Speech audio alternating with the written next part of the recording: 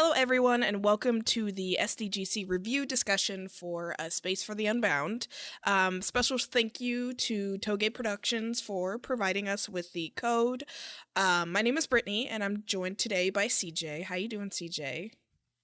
I'm good. Good, good. Super healthy.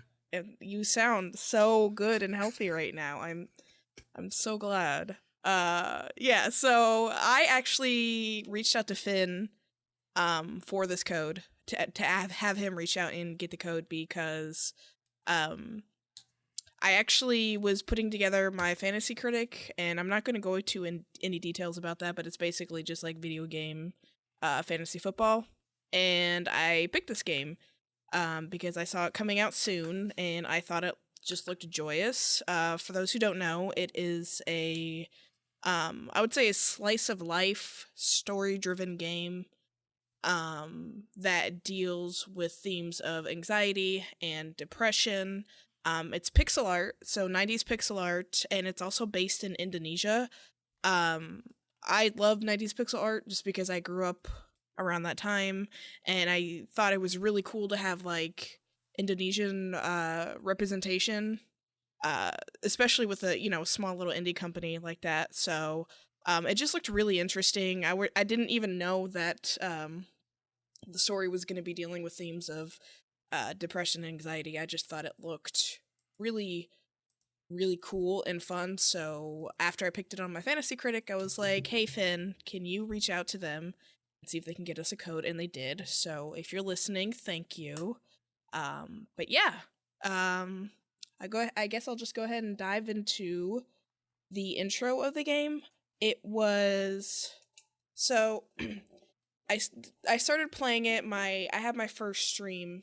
My first stream I did is me playing the game for the first time, and within the first few minutes of the game, like it hits you hard with the themes that it's going for. Like it immediately tells you what type of game it is and what type of game it's gonna be, and I love that. Right, like I hate games that deal with these I wouldn't say hate, but it's just really frustrating when you're playing games and they have subtle hints of, anxiety, depression, and dealing with all of that, and you're not really getting a clear story or view on it.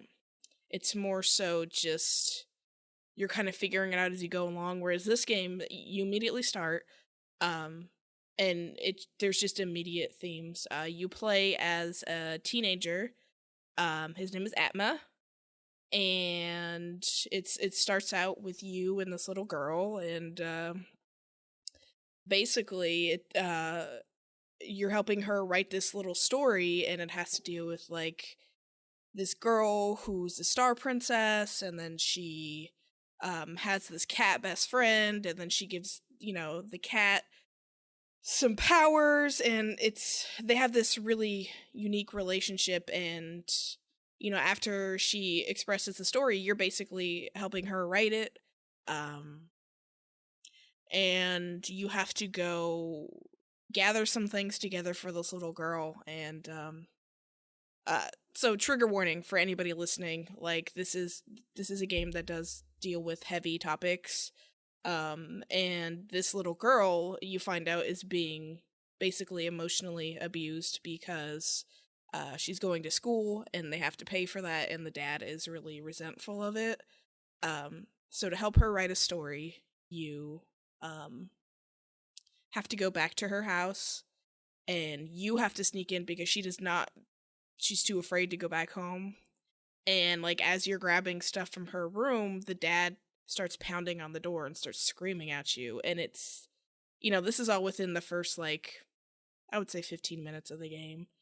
And it's just really wild because I didn't have a great relationship with my dad, so that was already hard to do. And then, just the fact that you're playing the protector, um, you're protecting this small child from experiencing this, and being able to look at that scenario from a different perspective as like not the person being yelled at, but the person protecting the person being yelled at. It's just a really unique and fun experience.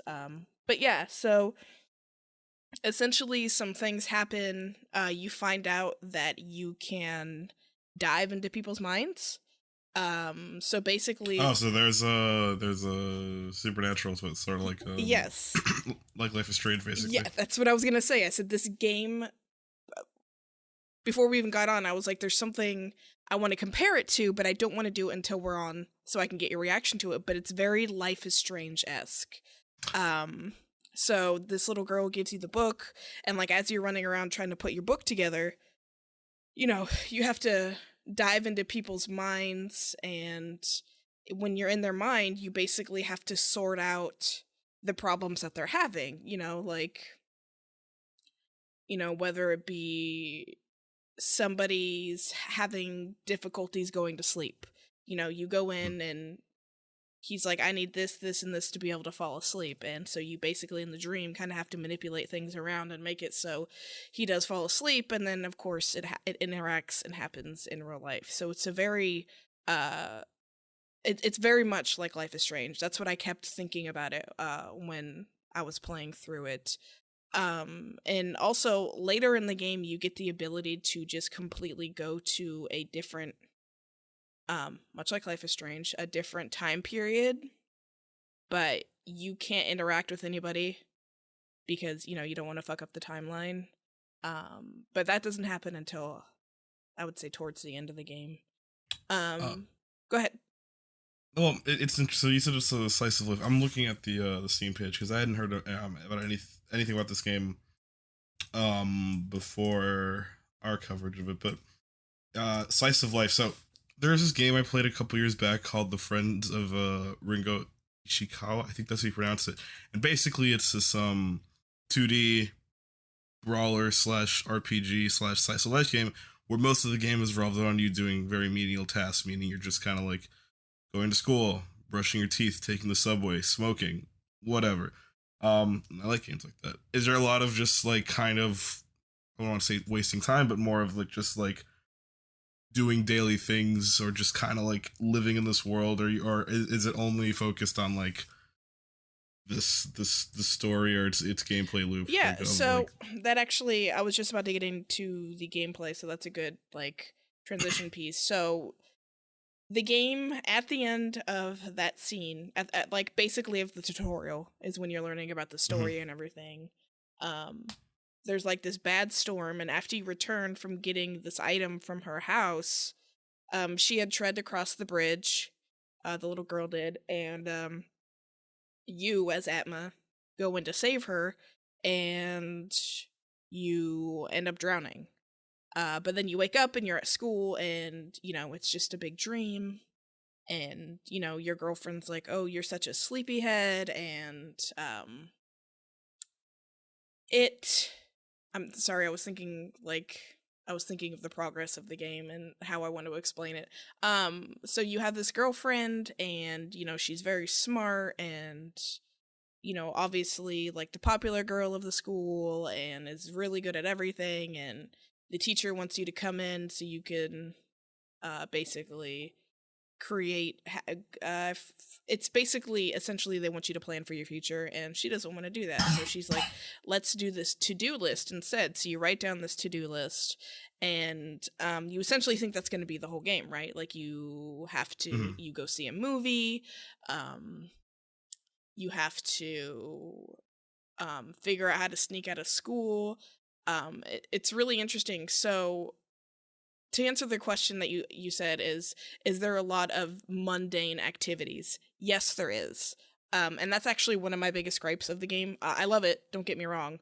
But it's one of those things where it's like you keep entering that dream sequence over and over again, and when you it's and I think it's intentional, right? I think when you wake up in that scene after some shit has just happened, where you're just waking up at school, and each time things get a little more different and weird, and you start to become more self-aware of what's happening.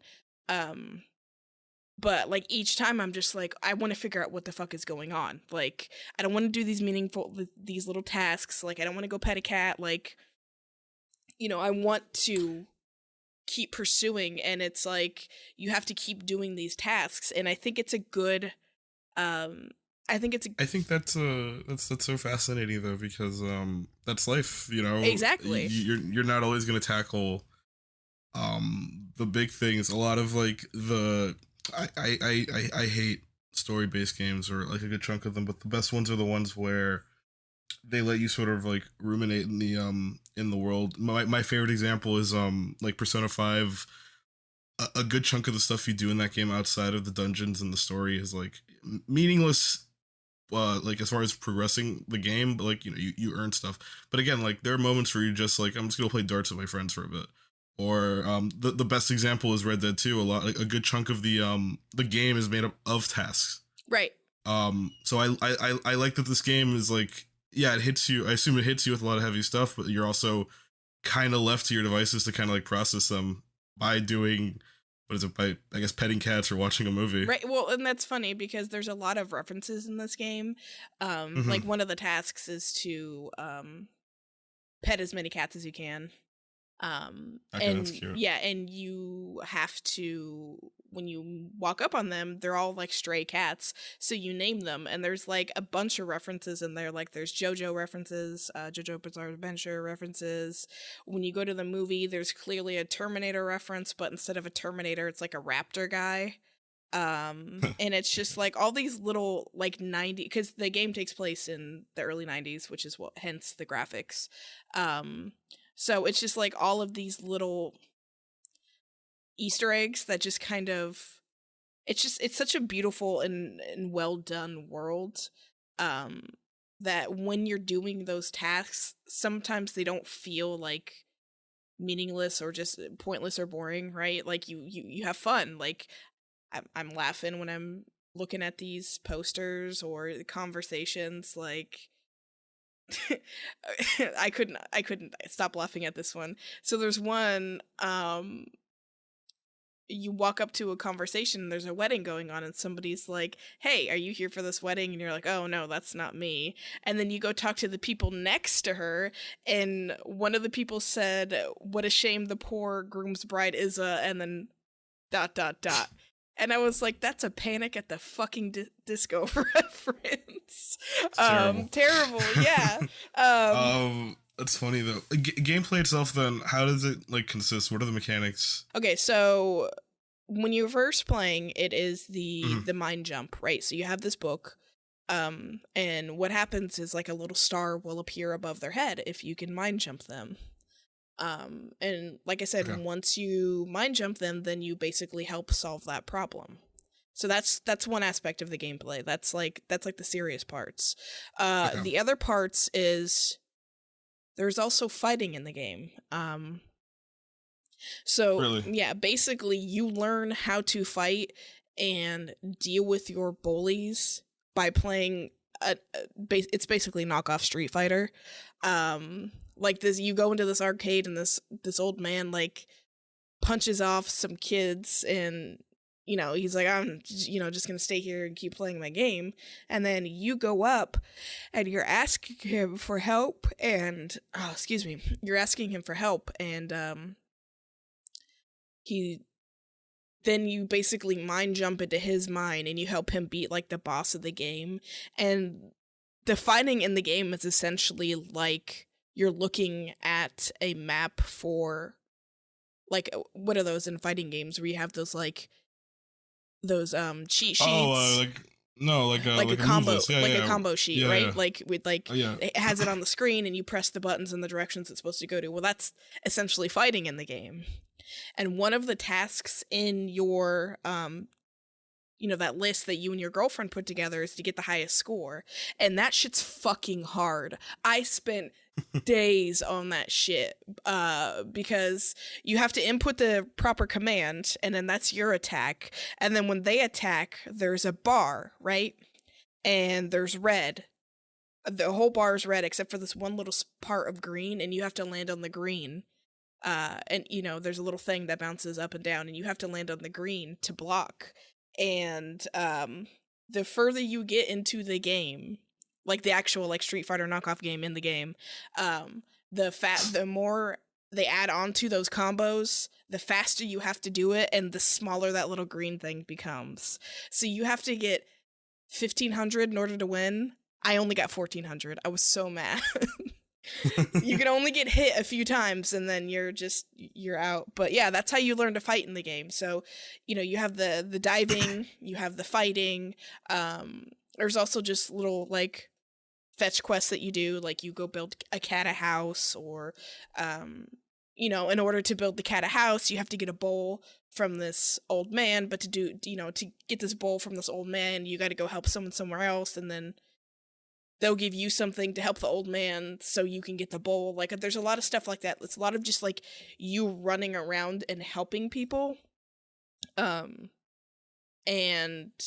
yeah, that's like essentially all the game and the gameplay is just having these conversations with people. And like as it's happening, there's just weird shit going on around you. And you start to realize that everything's not as it seems. Because it starts off really normal at first. But then the more you do in the game, the more you realize that there is something going on with things. And they kind of give you little hints, like basically, what is it called? So basically when people people absorbing other people's personality, and there's like little hints at that they give you, that this world doesn't seem real. It seems like it's somebody else's version of the world. And then you also learn that your girlfriend has the ability to like stop time and rewind time and stuff. So, but the more she does it, the more chaotic the world gets. Like, the people become glitchy and quote unquote broken whenever she interacts with them or does it. So you kind of have to use your book to go in and clean up all of her messes and mistakes. So at first it's just, when you're playing the game, it's just, okay, we're going to fill out this list and we're going to do all these fun things today instead of going, and talking about our future. And then the more you wake up, the more it's you having to deal with the consequences of what your girlfriend is doing. And there's other little gameplay pieces, but yeah, that's pretty much the story. And like throughout the game, you remember the little girl that you were helping at the bridge, and it's obviously all very, very connected. But just getting to that part and really just the world building is just phenomenal. It's just really pretty. You can definitely tell it's a game that takes place in Indonesia. The music slaps, which, I mean, I shouldn't be surprised because a lot of indie music does fucking slap, but the music's really good. And yeah, it's just, it deals with some really heavy scenes and heavy topics, and it does it in a way that doesn't feel super overwhelming or too much. Like, it's very staggered, right? And like at first I'm like, okay, like I'm really glad about this, but then my anxiety manifests in a way where when I start to get anxious, I want to do whatever I can in my power to get rid of that anxiety, right? So I think that's why I don't like the constant waking up and doing daily tasks or whatever. Got it. You don't want to push it, right? I'm trying to figure out what I was like, I want to figure out what the fuck is going on. Like, normally I'm a completionist. I want to do everything, which would have been the fighting thing. But I was just like, I have such anxiety about what's going to happen next and what's happening. I was like, I'm just going to push through the game, because I want to figure out what's going on, So they kind of keep you, they keep you guessing, and there's little slip-ins of the story that, match up with what's going on in your world, or quote unquote your world. And it's just, for an indie game, it's just very well, like, I'm very impressed by it. It's very well written. It's very well done. I think it handles these themes nicely. I CJ and I talked a little bit about it beforehand, and I don't want to spoil the game because I think it's important to experience a game that does healthily deal with mental health, and you know, getting to that ending is a journey in itself, and I don't want to ruin that for anybody. But yeah, it's a very Life is Strange-esque game. It's fun. It's cute. It's, despite the heavy themes, it's just in such a creative and neat little world that makes it enjoyable. And it's just regular people dealing with regular shit and their losses and, their struggles, and you're the one that constantly has to fix them and do everything, and it's very relatable. um I think a lot of people can relate to that, and I think, after the pandemic, I think it's a good game to have to kind of um put mental health as the focal point of the game, because I think a lot more people struggle with it now. Obviously people have always struggled with mental health, but I think it's an important game to play, and a topic to bring up, um, because of the pandemic, and just because so many more people have just been affected by what's happened over the last few years, that I think it's important that we have these types of games to be able to healthily and cathartically live out our anxieties, right? Like I'm always a fan of games like Animal Crossing and Disney Dreamlight Valley because I feel accomplished in tasks. Like I feel like I've done something, whereas this game, almost in the kind of same sense, you get to control, or you get to learn to control your mental health, in the sense that you're playing the game, you're playing the hero, you're the one that's fixing everything.